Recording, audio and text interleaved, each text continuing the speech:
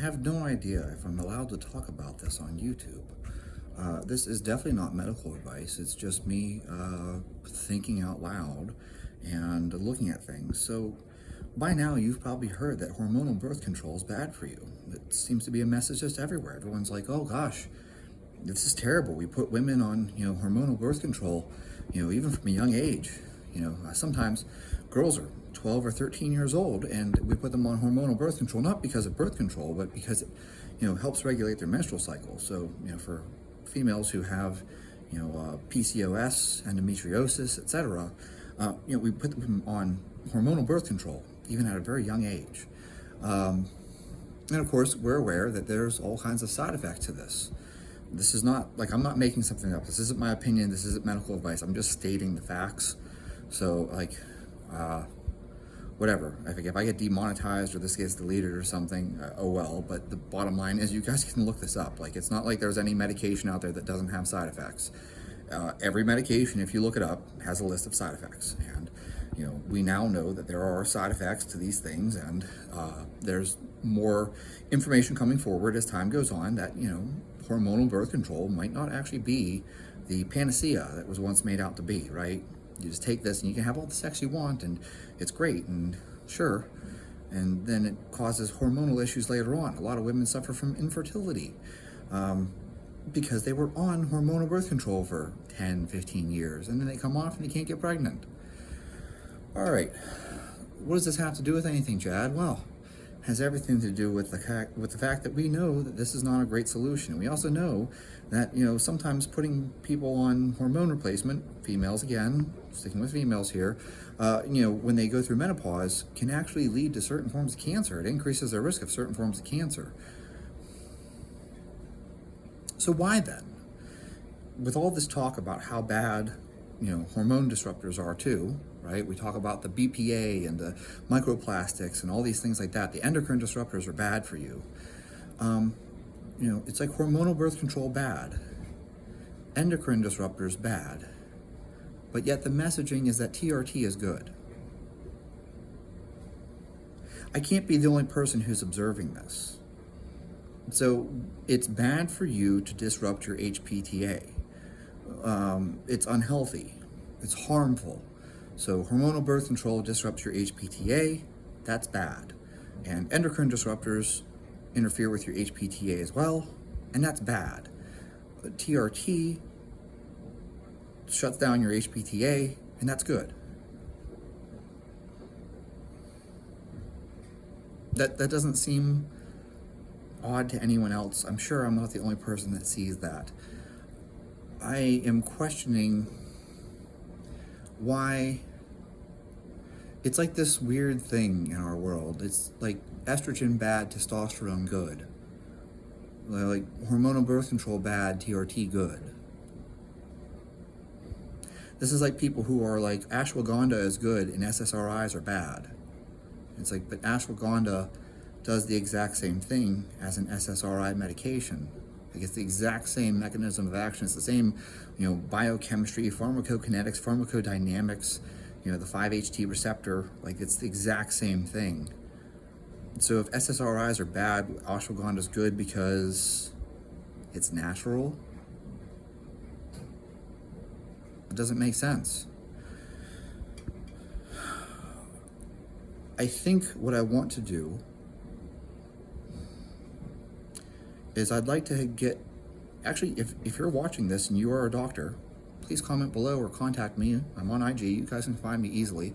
I would like to have a doctor come on and just discuss with them the downsides to these medications, because everything you see out there is positive, positive, positive, positive, positive. Everything's great. Testosterone is wonderful. TRT is nothing but good things.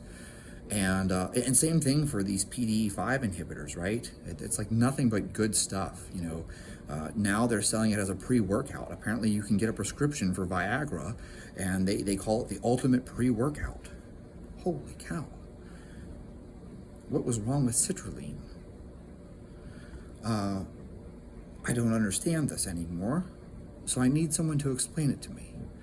And so what I would like to do is, if you're a medical professional and you have, expertise in this field, comment below. I would love to talk to you. I would love to sit down with someone who does this as their profession, because I am not an expert on any of these things. All I do is sit around and read, and then I repeat things. So, like, this is not like I discovered that hormonal birth control has detrimental side effects. No, I did not. I just read it, and I'm repeating it.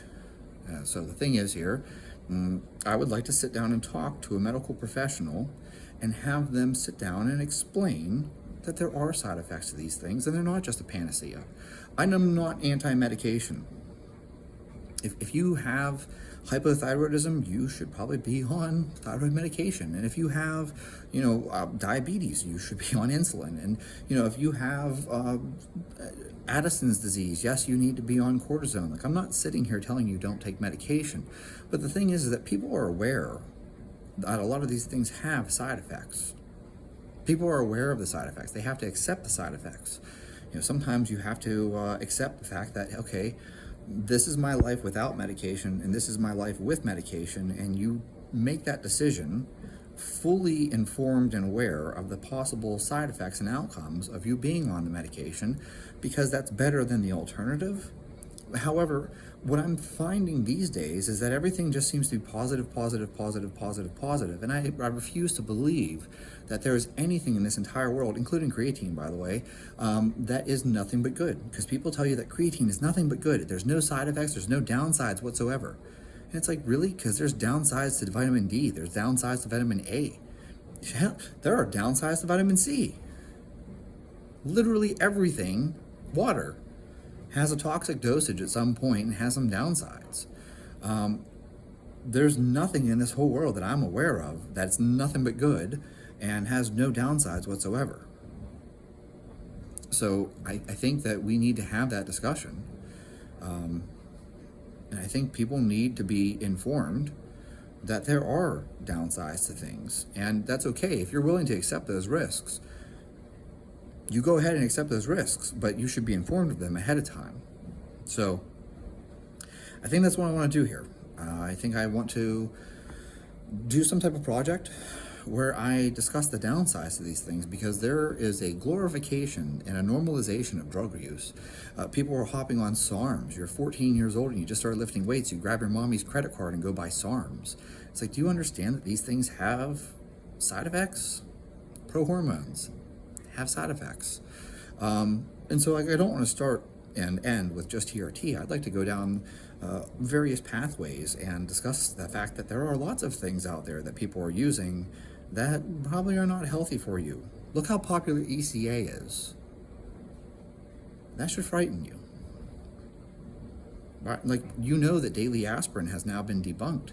The idea that you should take daily aspirin, there's studies out there telling you don't do that. It increases your risk of a whole bunch of things. So now you're going to take ECA and you don't even have a history of stroke? Like, there is no panacea. I don't care what it is. I don't care if we're talking about supplements like lion's mane, which does have other side effects, or we're talking about drugs, okay? Modafinil, everyone's favorite Provigil. There are side effects. If you choose that, that's fine, but you should be informed. And so I think that's what I'm going to start here. I think I'm going to start a project where I start talking about the fact that these things have side effects, and you should be aware of them. There are no panaceas.